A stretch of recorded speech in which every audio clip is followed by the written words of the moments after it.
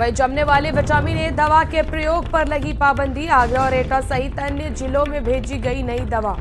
Sample केंद्रीय lab भेजे गए हैं। रिपोर्ट आने के बाद कार्रवाई होगी। डिप्टी सीएम ब्रजेश पाठक ने पूरे मामले में जांच के निर्देश दिए थे।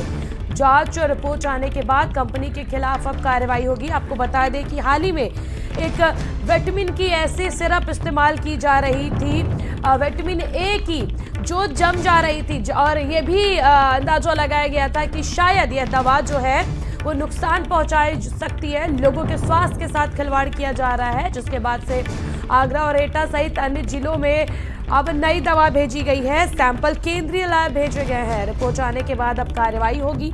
डिप्टी सीएम ब्रजेश पाठक ने पूरे मामले के जांच के निर्देश दिए थे। जांच रिपोर्ट आने के बाद कंपनी के खिलाफ अब कार्रवाई होगी। जो हाल ही में मामला आया था विटामिन ए की सिरप को लेकर, उसको लेकर अब जो सैंपल्स हैं वो सैंपल अब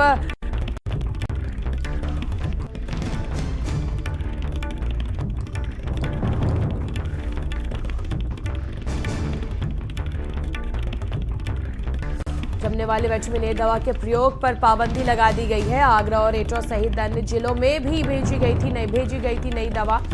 सैंपल केंद्रीय लैब भेजे गए हैं। रिपोर्ट आने के बाद अब इस पर कार्रवाई होगी। डिप्टी सीएम ब्रजेश पाठक और उत्तर प्रदेश के स्वास्थ्य मंत्री ब्रजेश पाठक ने पूरे मामले में निर्देश दिए हैं। जांच रिपोर्ट आने के बाद कंपनी के खिलाफ इस पर कार्रवाई होगी।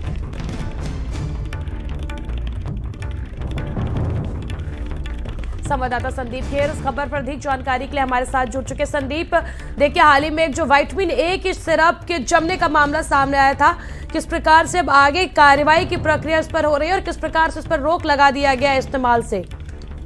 देखिए बिल्कुल त्रिशला, इस मामले को भारत समाचार ने भी प्रमुखता से दिखाया था कि आखिर इस तरीके की दवाइयों में गड़बड़ी की जो बात है वो सामने क्यों आ रही है और किस तरीके की कार्रवाई इस पर हो रही है। अब देखिए ये जो पूरी दवा है, यानी ये विटामिन ए है, इसके दवा के पूरे प्रयोग पर रोक लगा दी गई है। आगरा, एटा और महाराजगंज सहित अन्य जिलों में ये दवा को भेजा गया था। लेकिन जिस तरीके से देखिए केंद्रीय लैब में जब इसके सैंपल को भेजा गया है और अब इसमें जो भी बात सामने निकल कर आएगी, अगर इसमें कोई भी दोषी होता है तो उसके खिलाफ कड़ी कार्रवाई होगी। खुद उप मुख्यमंत्री ब्रजेश पाठक ने इस पूरी मामले की जांच के निर्देश देने के साथ साथ जो भी ये दवाई जहां पर गई है, यानी जो भी 4 बैच के इसमें प्रयोग है, उस पर पूरे तरीके से पाबंदी लगा दी गई है। हालांकि वहां पर नई दवाओं को भेजा गया है और उसी के साथ साथ देखिए एक जांच टीम भी गठित करी गई है कि आखिर ये दवा कहां पर बनी, किस प्रयोगशाला में बनी और उसी के साथ साथ जब इस दवा को मार्केट में भेजा गया तो किस किस के साइन हुए, यानी एक पूरी कमेटी बनाकर इसकी जांच करी जा रही है। और खुद ब्रजेश पाठक ने कहा है कि जो भी लापरवाही कहीं ना कहीं से बरती गई है, वो चाहे अधिकारी के तौर पर हो, वो चाहे अगर बात करी जाए विभाग के तौर पर हो, तो उस पर एक कड़ी कार्रवाई की जाएगी। तमाम जानकारी के लिए आपको शुक्रिया संदीप।